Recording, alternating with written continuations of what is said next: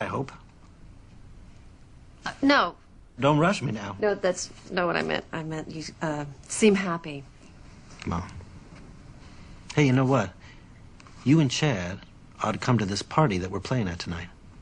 Oh, thanks anyway. Yeah, come on. It's supposed to be a continuous celebration of love. Isn't that what she called it? Oh, yes, I think she did. Okay, so you guys have to be there to help us continuously celebrate. I can't crash a party. I just invited you. You can't invite us. Too late. Sorry. Happened. No. Thanks, though. I'll see you around. Okay. Wear something comfortable.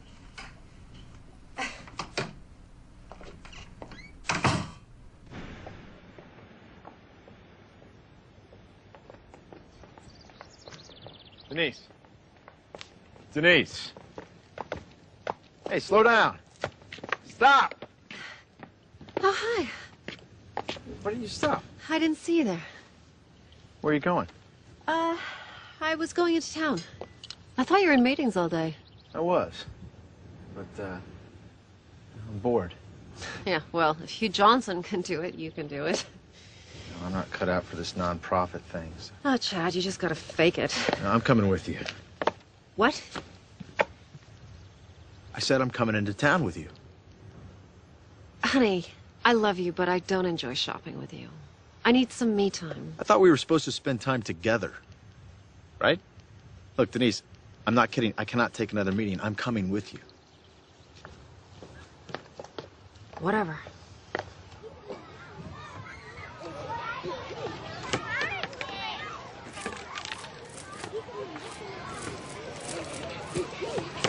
Hey! Guys!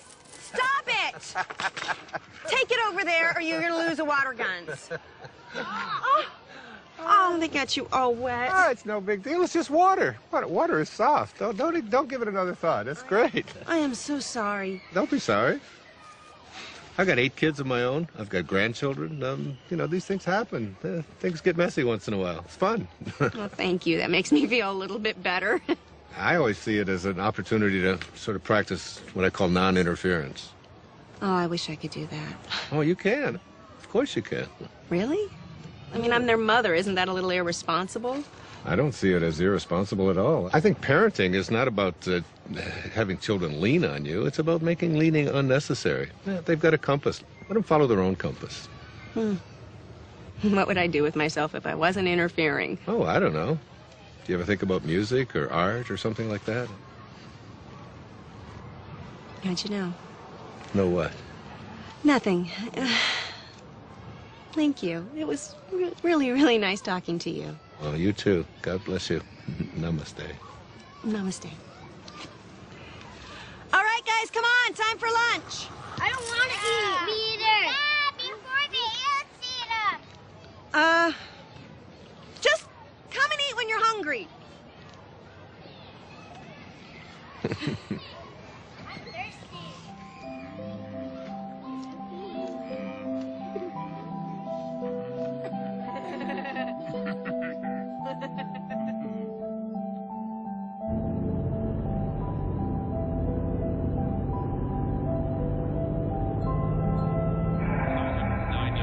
Touchdowns and only 5 interceptions.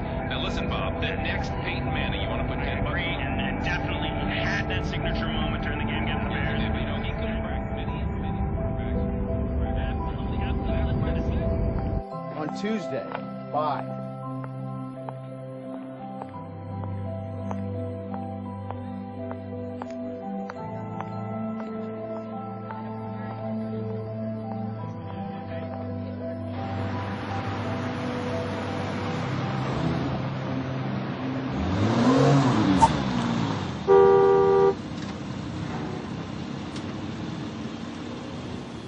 I think I'll return that dress. The one you just bought? The red one. I waited 45 minutes for you to decide if you were going to buy that. I don't think I like it. Then why'd you buy it?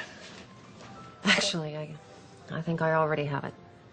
It took you an hour to buy a dress that you already have. This is exactly why you shouldn't come shopping with me. Well, I've got an idea. How about if we just not talk to each other at all?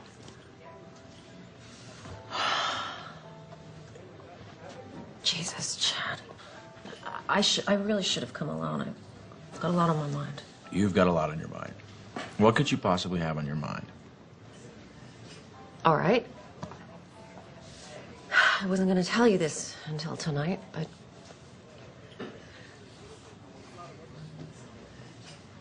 What? This weekend is a write-off for you, right? Because you're on the board of that charity. Right. You're about to have another write-off. What's that supposed to mean? Ugh, God, I'm trying to put this in a way you can relate to.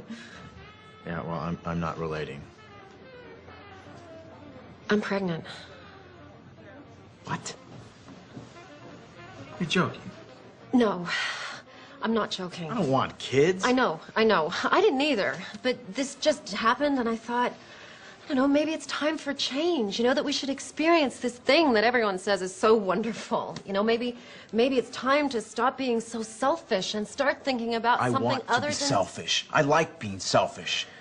I like our lives. We come and go when we want. We're happy. Oh, you think we're happy, Chad?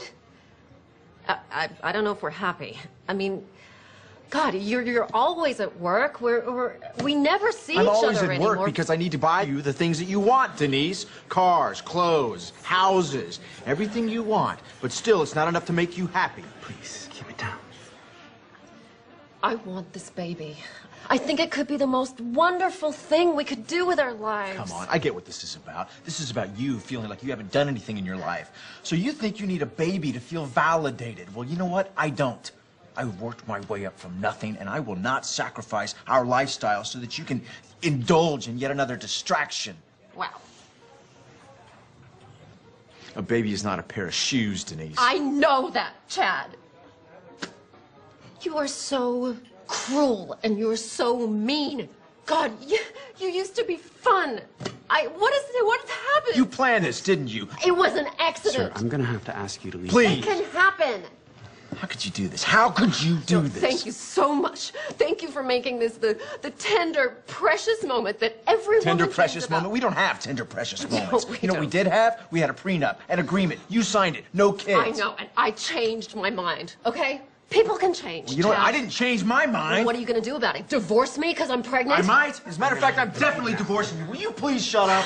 I'm Okay, definitely... fine. I don't care. Go ahead. I'm better off raising this baby without you. Good luck. You signed that prenup. You won't get much. I'll make sure of I it. hate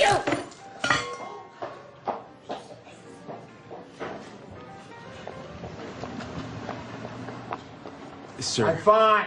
I still need I'm you. fine. Sir, I am still gonna have to ask you to leave. Oh, I'm leaving. Don't worry about paying. No, I am definitely paying for this meal. Please, sir, it's not necessary. Oh, she's got my wallet. Hey! You took my wallet, you kleptomaniac! You left it in the room, you moron! I'm calling my lawyer. I'm calling my lawyer right Oh, now. really? How are you gonna do that without your precious phone? Hey, come back here! Come back!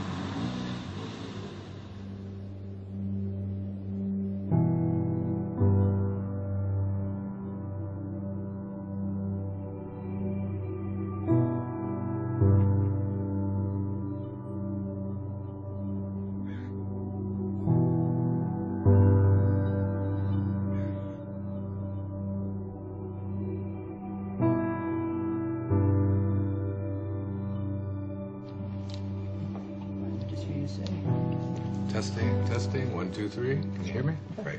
Okay. Dave. It's nice having been in the cold, Dave. huh? It is. You want to stay with the same frame size, right? Yeah, sure. Okay, guys. Ready. Okay. Crossing. Okay, Wayne, can you just shift your chair just a tiny... Sure. Thank you. Oh, perfect. Okay. Perfect. Okay, so we good? We are good. All right. David. We're rolling. David? David, why don't we take it from where Wayne was talking about the shift? We can just continue from there. Sounds good to me.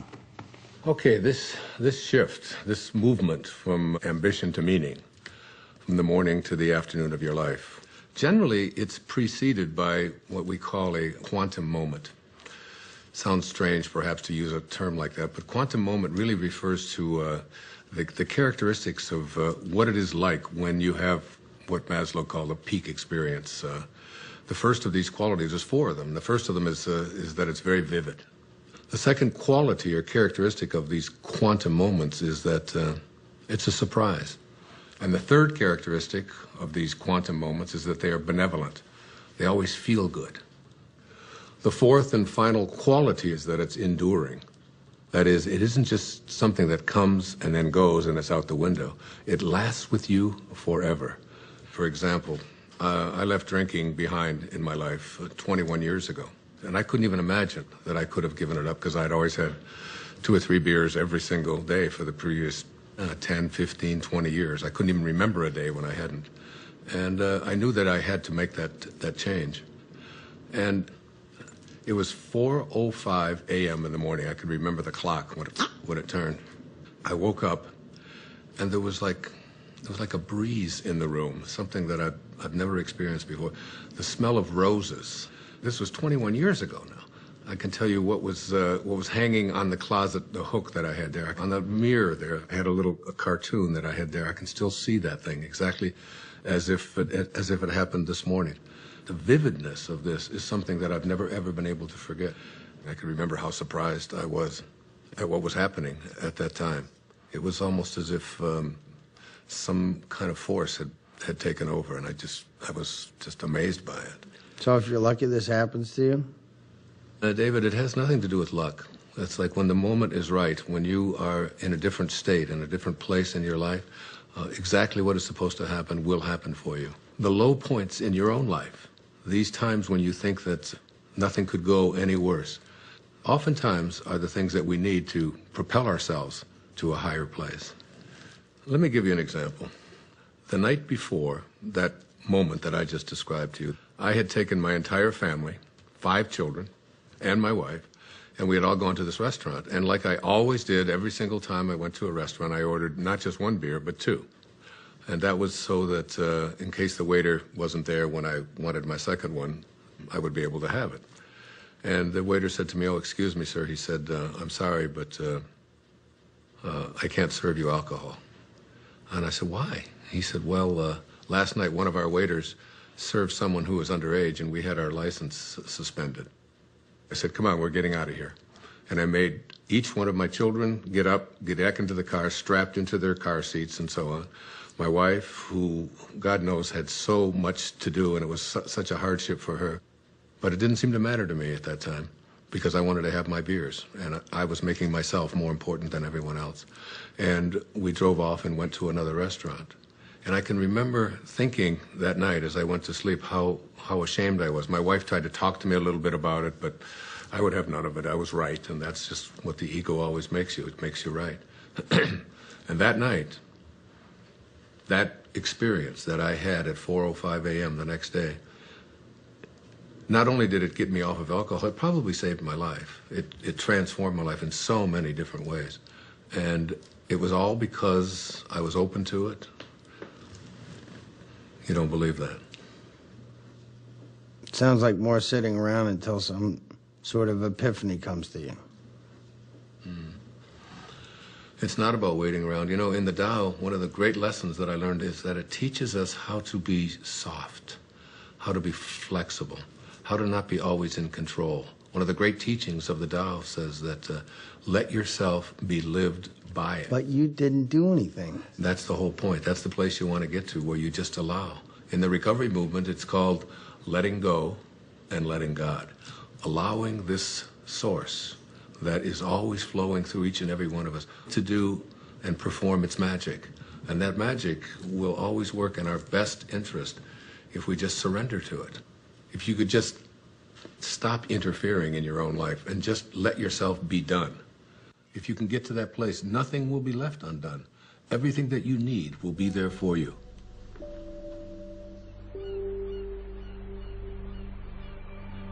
It's mysterious for most of us because we believe that we're the ones who have to do everything. Isn't it interesting that you had everything you needed in the first 9 months? Why isn't that true for the next 90 years? Because we interfere.